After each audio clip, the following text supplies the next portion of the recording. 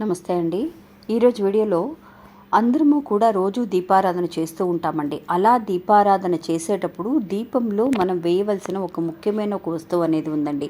అలాంటి వస్తువుని కనుక దీపారాధనలో వేస్తే మనకున్న సమస్య ఎలాంటి సమస్య అయినా సరే 11 రోజులలో తగిన పరిష్కారం అనేది మనకి దొరుకుతుందండి.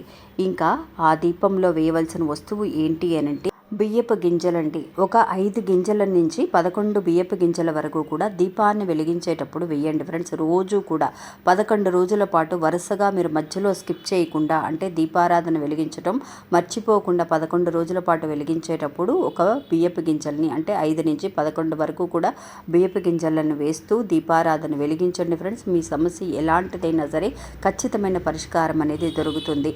ఇంకా ఈ వీడియో గురించి క్లియర్గా తెలుసుకోవాలి అని అనుకున్న వాళ్ళు ఈ వీడియో లింక్ అనేది నేను లెఫ్ట్ హ్యాండ్ సైడ్లో మన లోగోకి కింద ఒక చిన్న యారో మార్క్ ఉంటుందండి. అది క్లిక్ చేస్తే కనుక పూర్తి వీడియోని మీరు తెలుసుకోగలుగుతారు. ఇంకా మంచి మంచి విషయాలను ఈ వీడియోలో తెలియజేశాము. పూర్తి వీడియోని కూడా చూడండి. ఇంకా మన ఛానల్ కొత్తగా చూసే వాళ్ళైతే కనుక సబ్స్క్రైబ్ చేసుకోండి. వీడియో నచ్చితే ఒక చిన్న లైక్ చేసి సపోర్ట్ చేయండి. నమస్తే.